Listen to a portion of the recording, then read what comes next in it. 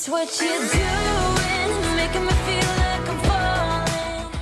Hello, if you've been wondering where my intros have been, I've been trying to set up a new background in my new space, so that's coming soon-ish. For today's video, I'm going to be sewing another stuffed animal from scratch. This time I'll be making my own elephant. As I'm sure a lot of you have probably noticed at this point, I have recently become obsessed with making my own stuffed animals from scratch by drawing my own patterns very precisely, using very exact measurements. I'm kidding. I'm really just guesstimating the length that I need. I'm not really into measuring things very exactly. I'm more into doing it by eye, which does lead to some issues, as I'm sure you can guess. If you're new and don't know what a pattern is, I like to call it a road map of sorts. It's like a visual diagram with instructions usually of how to sew the thing you're going to be sewing. Now, my pattern doesn't actually have instructions written out because the instructions are in my head,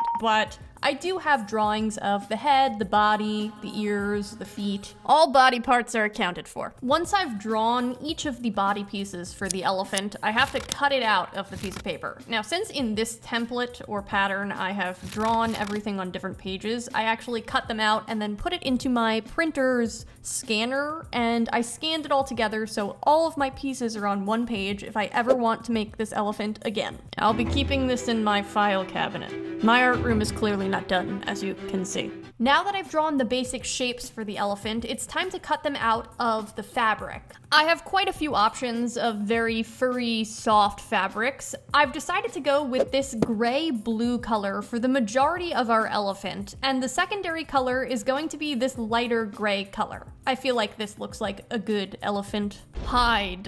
Yeah, well, that makes it sound scary, but I think it technically is an elephant hide. I've flipped the fabric so the furry side is down, and then I'm placing my pieces that I'm going to cut out of the fabric. I took out my pins, and I'm using those to secure the template pieces to the fabric. When you're cutting this out, it actually moves around quite a bit. The fabric is really thick, and it's hard to get a precise line. Not only is this fabric very thick, it's also extremely messy. The fur, when you're cutting it, just gets everywhere. it starts like snowing fur. I still have it all over me and it's been a week.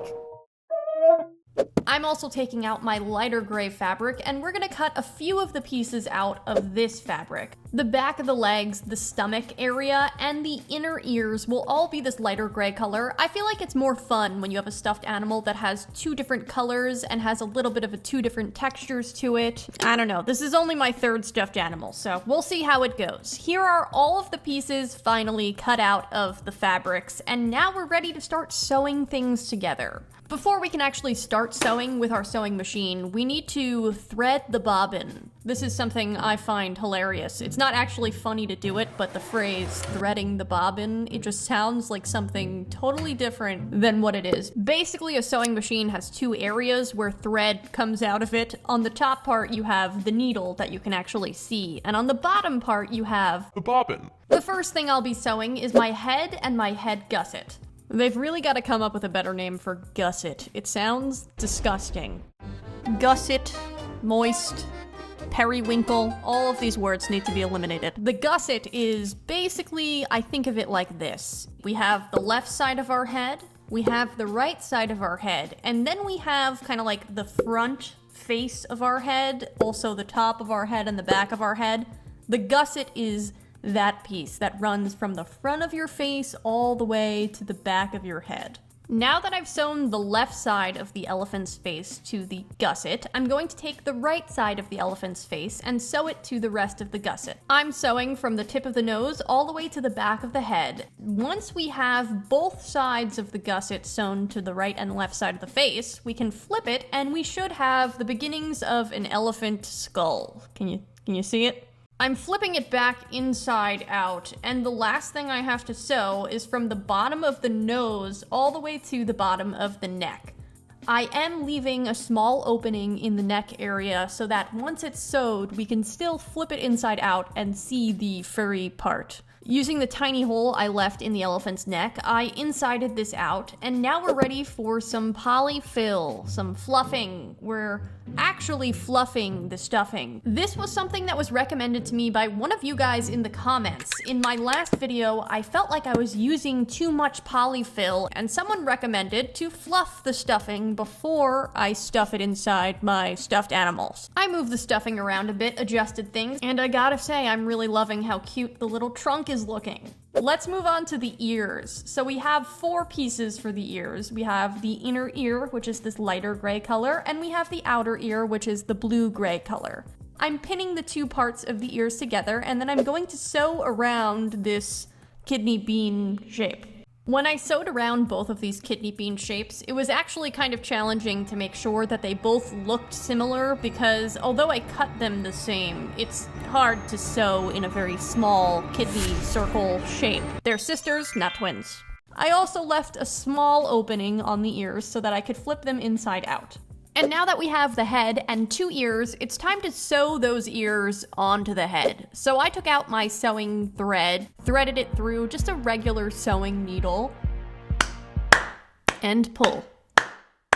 I cut a decently large amount of thread because I wanted to use this for both of the ears, and then I pretty much just stitched the ear to the head as securely as possible. I did make sure that I added those like knot stitches to the beginning and the ends. And here we have the basic structure of this elephant head, but now he needs some eyes. I have these eyes that I got from Joann's. They're brown, I think? Yes, brown eyes. Each of the eyes come with this backing thing, which I like to call a socket, an eye socket.